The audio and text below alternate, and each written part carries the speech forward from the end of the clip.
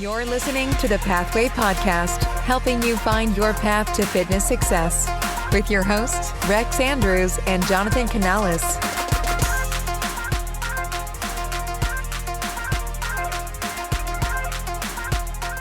Hey guys, and welcome back to the Pathway Podcast. I'm Rex. And I'm Jonathan. Jonathan, extra special edition of the Pathway Podcast today. Yeah, it's one that's near and dear, close to my heart. I got a chance to interview the one and only John Lopez. Sports radio legend in this town. Yeah. He has done a lot of coverage over Spurs, Rockets, Astros.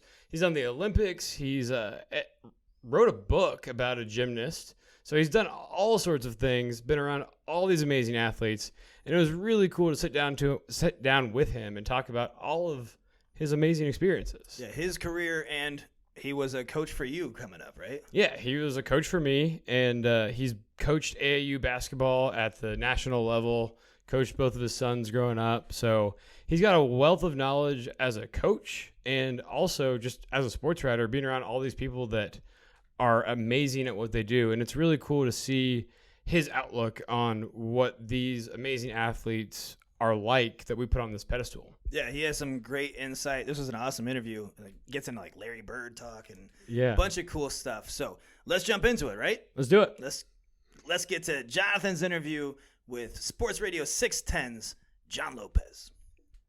Today I have John Lopez on with me, and you might know him as the In the Loop 610 sports radio host or former Houston sports writer for the Houston Chronicle. But it's actually one of my former coaches and helped really raise me into the man I am. Appreciate you coming on, John. Well, I appreciate the nice words. I just did my little bitty part. Oh, yeah, little bitty. Okay. So I know you not only coached me, but coached tons of AAU basketball, both of your sons in a lot of different sports. Mm-hmm. What was your coaching experience and what made you kind of get into it? Well, I got into it because obviously I've been in the business. You mentioned at the Chronicle. But even before the Chronicle, I was what really got me into basketball so hot and heavy. That's where I really started coaching. I did everything, but mainly basketball, where we went to the highest level, as you know. And what really got me was when I was in San Antonio. I was working at the San Antonio Light newspaper from, I think, 85 until 90 when I got to Houston.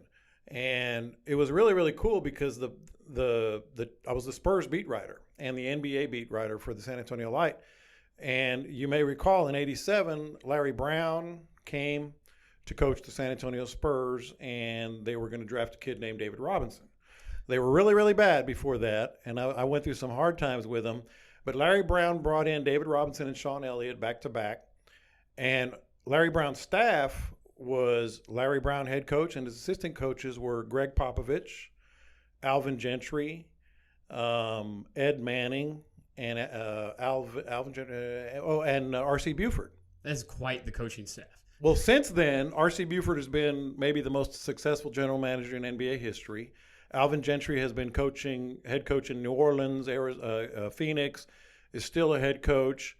Obviously, Greg Popovich is maybe the greatest head coach in the history of basketball at the professional level. And Ed Manning has coached some.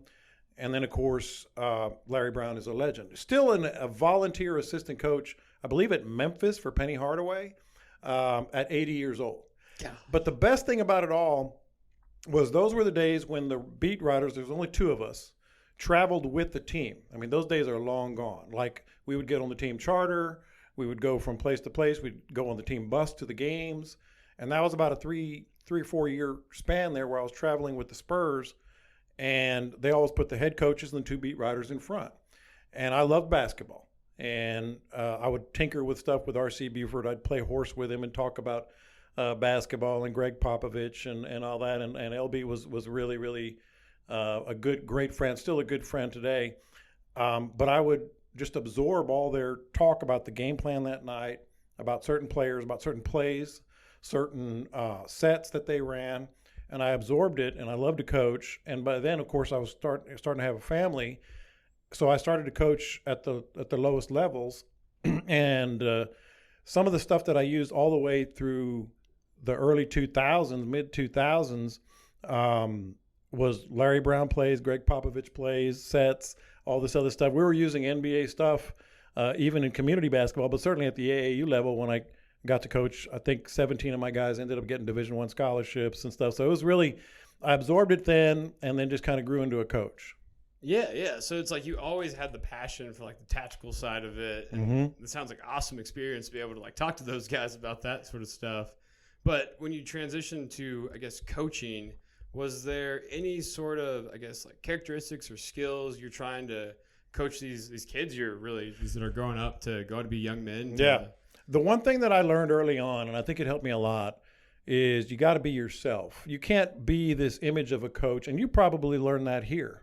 You know, you can't be this image of a trainer or a coach or whatever that you saw on TV or movies or whatever, and act tough or do this or try to do some big speech and all this other stuff, motivation.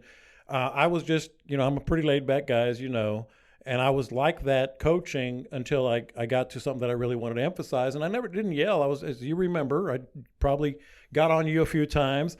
It was just very direct. Hey, this is what we need to do. All right, do this, this, and this. So you got to be yourself when you're coaching, and when you're that, I think you're more believable, and I think the players buy in, and I was always able to pull that off somehow. Yeah, no, I can definitely relate to that. It's like they always say that the player's coach, sort of thing. And I think when people feel like they can relate to you, I know, like in our business, if you're authentic, like I know in our business, like when people feel like, okay, you not only know what to do, but you understand me going through what I'm going through. Yes. So I'm more willing to listen to what you actually have to say, because it's like you understand from an emotional standpoint and know like the tactical things that I need to do to get where I want to go. Players can see through the BS. They know when it's just an actor, you're not authentic. And I learned that early on, and I think it translates. It translates not just to sports or what you do. I think it translates to every realm of life.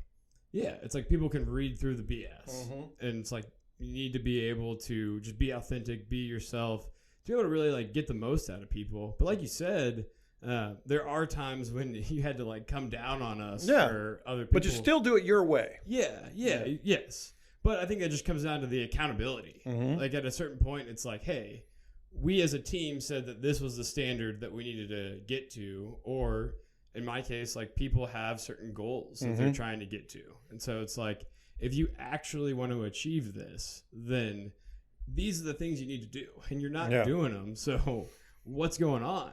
I think they also see not just the authenticity, but the commitment that you have. Like anyone who is in coaching or in my business now, or what you're doing, if you're not truly like into it yourself, like if you don't truly believe in what you're doing, I think they see through that too. And so people knew I loved the game, like truly loved the game. And I would, my favorite moments as a coach were always like not the games.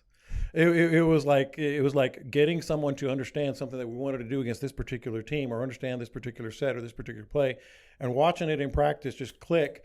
And then once we got to the game, and my kids, have heard me say this a million times, you probably have too. There's nothing to be nervous about if you're prepared. People that go into games like, I'm really nervous. It's okay to be anxious. It's good to have butterflies a little bit, like you want to get started, but that's anxiousness. Nervousness is, oh no, I'm going to fail. No, if you're prepared, there's absolutely nothing to be nervous about. So my guys would go in there, and we had a really, really good team for a lot of years, and we won a lot of tournaments and got to the AAU national championship 4 times and got to the Final Four there and all that. And those were great moments. Don't get me wrong. Walking off the court after you beat a team from Indiana or a team from California or whatever feels great. But what really felt great is when we were going into those games, I would always tell the guys, all right, the cake is baked. The cake is baked. We did everything to get here. Now we just got to, kind of put the icing on it. And I think that's the way you have to approach everything. Yeah, I know there's a lot of similarities to like your fitness journey with that as well. So it's like a lot of the times we pull from our past experience. So people are like, well, last time this team beat us, or last time I tried this diet, it just didn't really work out for me. Right. So if you're going into a situation or a game and you got 1 foot in, 1 foot out, you're setting yourself up for failure. Yeah. So it's just like when you realize that you have control over what happens before, to be prepared, to feel like you're going to succeed, then it's way easier to put in the work and do what you need to do because you're like, I have control over this. And it's confidence. Yeah. Yeah, like the games that we didn't play well or we lost or whatever, I'm sure our players didn't have the confidence in themselves and what we were doing. Maybe it was my fault. Maybe it was just time. Maybe obviously the opponent had something to do with it. Same thing with what you're doing. Same thing with daily life. If you don't have the confidence, you know what, I am fully prepared. Let's just get to this sucker. Then you are setting yourself up for failure. Yeah, for sure. And I know that's like probably one of the big phrases I can remember from you as a coach. So it'd be like in the summer. Come on, Jonathan. yeah. The positive enthusiasm. Oh, okay. Yeah, it's we would be, you know, on the track 8 a.m. in the summers. I think it was like between 6th and 7th grade. Yeah. And we had a really good football team. We did it team. a couple of years, yeah. Yeah. And so you took a few of the guys that we were all friends with, and we'd go do like track workouts and different things like that. And I remember one of the things you would have us do was Christmas in July. Mm-hmm. So we'd be running like 400, 200, 150, back up the ladder. Yeah. And you would know what you had ahead of you. And it's just like, this sucks so bad right now, and I still got to do a 400 to end this thing. Yeah, and that was always the best one. Yeah, I remember like going through that and like just feeling so sorry for myself, and then hearing you say like, "Quit feeling sorry for yourself," and you talk about like it comes down to confidence. Like I feel like that's a huge thing that people really hold themselves back because they're feeling sorry for the circumstance, or they're coming up with like some reason why it can't happen. Right. So how would you say, like from your experiences, you can coach people to be able to like push through that? One of the things I often said, and I'm sure I said it in those workouts you're talking about, is quit tripping over your bottom lip. Yes. Because when you're tripping over your bottom lip, you're hurting. You're like, oh no, I still got to do another 200, another 400. You're not running. You know, when you're sad, you're tripping over your bottom lip. That's one of the things I said. So, you know, how you tap into that is, again, I think confidence and you buy in, and then you see the little incremental, you know, small, you know, improvements, and you're like, okay, so this is working. It's a fine line, but it's one of those things that it's up to the individual too. Yeah, for sure. Because it's like you can tell them all day, but if you're still focused on all the negative, then like for example, I feel like it's like when you hop on the scale, right? You've been dieting, you've been drinking your water, you've been working out, doing everything you're supposed to, and then you hop on the scale, and it's like, well, I didn't lose any weight. Right. And so I feel like a lot of the times people immediately just start feeling sorry for themselves, and they're like, well, I'm never going to be able to do this. Yeah, it's not in the cards for me. Like genetics, it's bad, or like, and we start to focus on all the reasons why we can't, when you know the only way to push through is having that belief in yourself, having that confidence, and being able to put forth the action. And knowing, people always say know your limitations. I think part of it, the way to look at it in a positive sense, is know where your strengths are, know where you can excel. So like in running or basketball or training or whatever, you're like, okay, how can I get there from here? Well, I do this really, really well. I know what I need to work on. I'm going to work on that. But if I excel at one thing, you know, I would look at players when I was scouting them and, you know, seeing if I wanted to bring them on the team. I would always tell myself, I want a player that can do one thing at a really, really high level, whether it's rebounding, shooting, running the floor, defending. Just give me one guy that I know can play at the national level, that has one characteristic that can play at the national level right now, because we can teach him the rest, or he can learn the rest once he sees those incremental, you know, successes. Yeah, no, for sure. And I think that is a big thing that you see here. It's like you take basketball, right? And I'm sure you starting from like a lower age group, you don't just say, okay, here's the ball, let's play. You know, you're working on different drills one by one. And I think that's a big piece of it too, that a lot of the times people will start to just try to do everything at once, and they're not focusing on getting good at that one thing. Right. And so it's tough to build on it, like you said, those small incremental steps that help build the confidence. You don't get that if you're just trying to do everything at once and then failing. You know, I've seen players, not just mine, but just in the course of my career, where, you know, getting back to that, you know, they're pigeonholed too. And you can't let anyone pigeonhole you into, well, he's a rebounder, or, you know, he can run, but he can't lift, or he can't do, you know, whatever, burpees or whatever it may be. You can't pigeonhole yourself either. You know, when I would get a player and I saw what he could do really, really well, maybe one or two things, the last thing I wanted them to do was think, okay, well, this is all I'm going to do because I'm good at it. No, don't pigeonhole yourself. Just use that to excel, get going in the right direction. But then the other things are what you can maybe benefit from because you're at that level. Yeah, for sure. And I feel like it all has to do with momentum, right? Mm-hmm. And so if you're just caught up in this belief of like, I'm a rebounder, that's what I do, that's my thing, and then you never work on free throws, right? It's like, well, you haven't been working on free throws, right. So why would you think that you would get better at that? Mm-hmm. So it really is like taking a step back and saying like, okay, yeah, I'm good at rebounding, but if I start practicing free throws now, then how much better could I be in a year if I put in that time? Right. And so many people focus on the outcome before they start to say, what's the next action to get better right now? It's the I can't do that syndrome. Well, I can't do that. Well, you're not doing it, and you probably need to improve on it, but you can do it.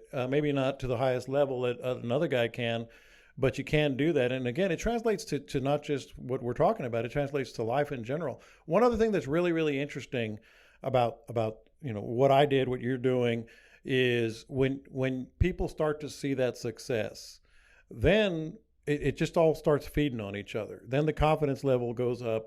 Then the amount of work that they put in is higher.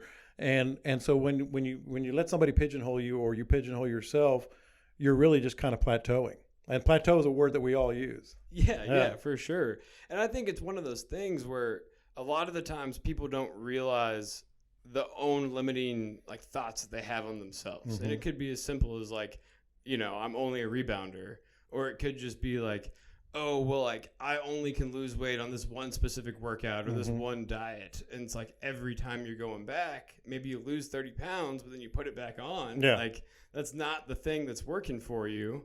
So you have to start trying to figure out like, what else can I do? And say like, what else can I do next? Right. And like, and you're also talking about, you know, a transformation of and not to get too, you know, philosophical or whatever, but you're transforming your body, but you don't realize you're transforming your mind as well. You know, that example that you talked about, I think we can all relate. Well, I can only lose weight on this diet. Well, have you tried another? Have you tried something else? Because you've already conditioned your mind to, well, I can't eat that, but I can eat this. Well, again, there are certain things that you shouldn't eat, but you can eat some things. You can do some things if you make the adjustment in your mind to all the other things you can do. Yeah, and the reality of it is that it's hard.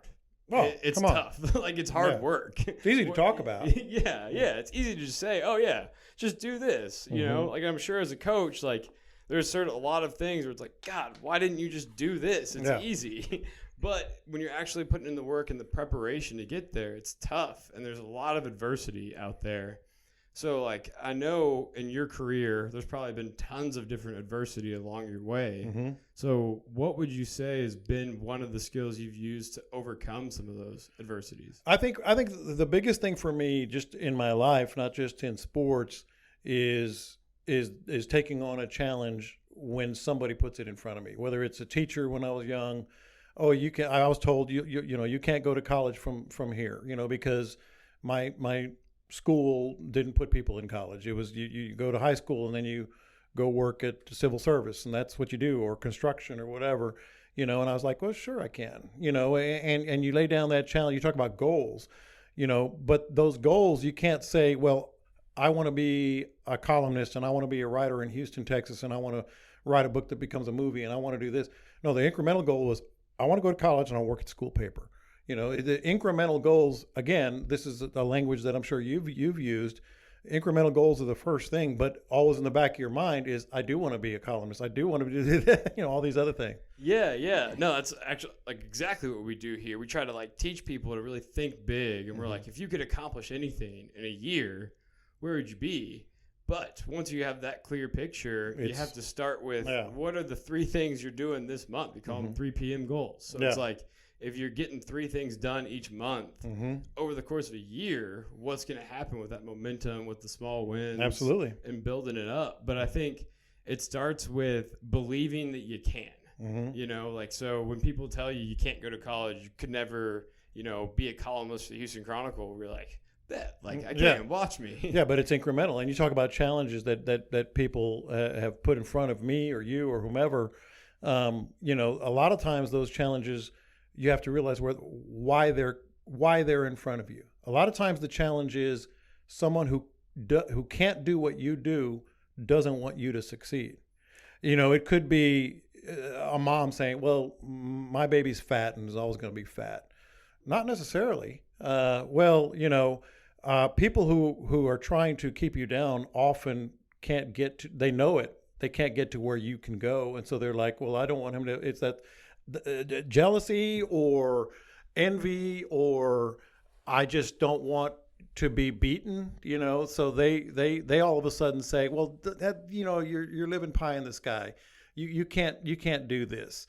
A guy like you can never come off the street and take a team to a national championship because they wish they could, so you have to understand, well, why is their opinion that? Because I can, are they just trying to keep me down? And I'm not talking about the man or anything, but it's just human nature.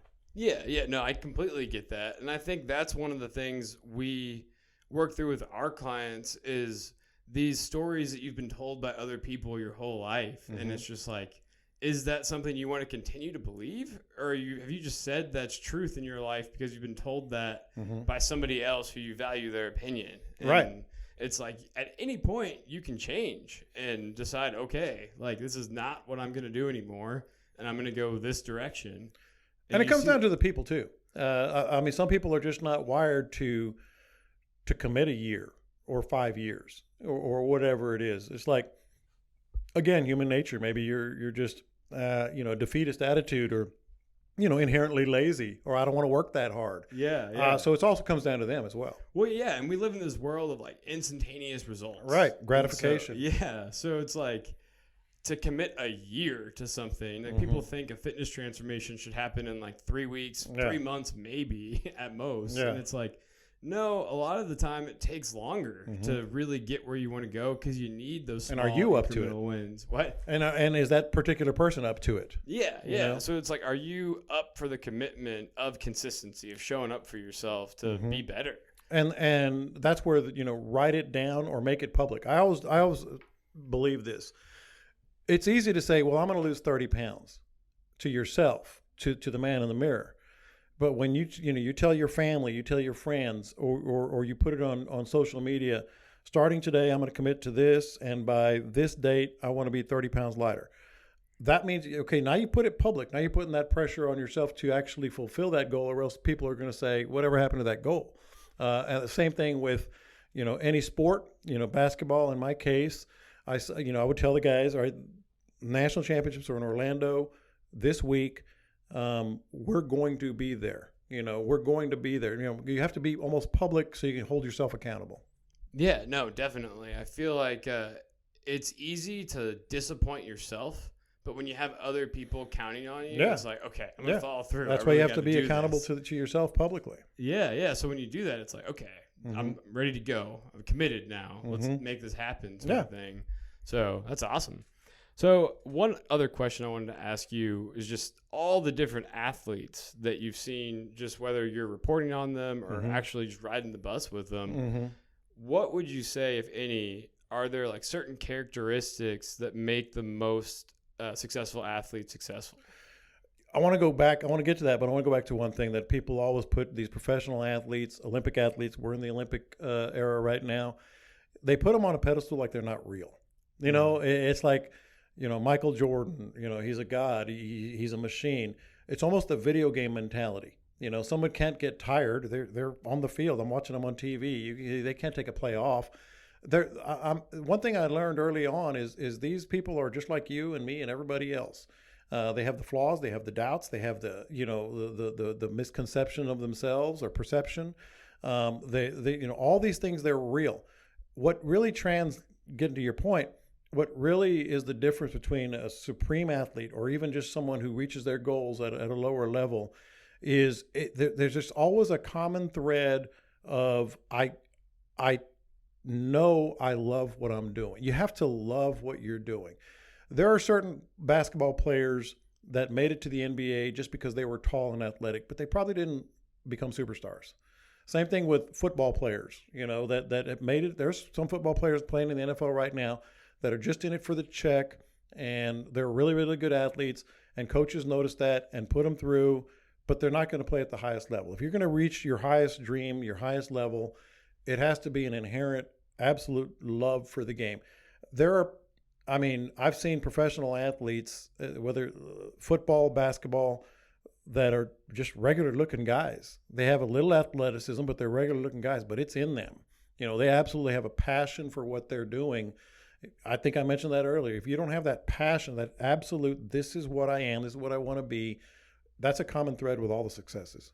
Yeah. It's basically just like clarity. And I know what I want and why I want it. Mm-hmm. And when you have that at the forefront paired with I love this, it's just way easier to put in the work and take the uncomfortable action. You hear stories of, Kobe waking up at 4 a.m. to go to the gym, or Tom Brady doing what he does. I'll tell you a story real quick. Yeah. This is one of my favorite stories.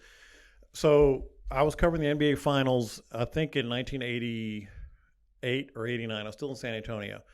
And I was at the Forum in L.A. This is the old Forum, where the Lakers used to play. And I was working underneath, underneath the stands. And I was typing away, and I just kept hearing this little bounce. And it was like 8 o'clock at night after an afternoon game. And the whole place was empty except for 3 or 4 of us. I was like, what is that? Is this some kids playing or whatever? And I walked out to the arena floor, and I saw Larry Bird shooting free throws. Larry Bird. Yeah, he 90% free throw shooter. After a game, 5-6 hours after a game, after he played, and the game was over. A lot of guys are out, having their dinner or their drinks or whatever it may be. And Larry Bird was sitting there just in gym shorts and a T-shirt shooting free throws. This is Larry Bird, the one of the greatest players in history, and one of the greatest free throw shooters in history, practicing free throws 5 hours after a game. And that's one of those moments where I'm like, okay, that's why he's Larry Bird. From French Lick, Indiana, 6'9", obviously athletic, but not exactly, LeBron. And that's why he has that passion. Another one that was really, really interesting is I was covering, this was in 1990, 91. I was covering the San Francisco 49ers in the NFC Championship game. I believe it was against the New York Giants. And so right after the game, I'm in the locker room and I'm talking to Jerry Rice or somebody. And so behind me, I hear a voice that's saying, Jerry, 9:30, all right, I got to rest. 9:30, all right, I got to rest. And it was John Taylor, the other San Francisco 49ers receiver. They had just been eliminated from the NFL playoffs in the NFC Championship game. They were setting up a 9:30 a.m. workout the next day. So these are the things, if you talk about, you want them to come to you free, they don't come to you free, So here's John Taylor and Jerry Rice. I think they're both now in the Hall of Fame. I know Rice is. And the day after they got eliminated, heartbreaking loss to the Giants in the NFC Championship game. And I might have the year off, but they're setting up a 9:30 a.m. workout. They're taking it easy on themselves. They're not getting up at 6. They're getting up at 9:30. Yeah, we're going to sleep in, We have the whole off season to work, but 9:30 will do. Yeah, no, that's crazy because you talk about that love for the game and just the consistency of putting in the work. And whenever you love what you're doing, whether it's your career, whether it's your fitness journey, whether it's anything, it's so much easier to keep putting in the work and keep getting better at it until you're at outcomes that are unimaginable for you. And I think that's something where a lot of people get so focused on the outcome, and then they don't focus at all on the habits. Well, they want the outcome. Yeah. They want the outcome, without hopscotching through all the steps. Yeah, exactly. It's like, I just want the magic pill that gets me there. I don't want to have to put in the work. And even all these people go get surgeries just to get there. Yeah. And then they put it right back on Exactly. afterwards, because you still got to maintain this. You got to work. Yeah, exactly. So last question before I let you go. So I just want to ask, if you had to tell yourself from a couple of years ago, any sort of advice on anything that you've learned or just anything to make you better, do you have anything out there? A couple of years ago, probably not a whole lot other than, I'm doing a fishing podcast now, and I'm doing a lot of online stuff. I would have told myself, you need to start that a little earlier. That's what we're doing now. This is something that people, in my industry, are kind of way behind, and I'm old enough to remember typewriters. I remember you typing on a typewriter. Exactly.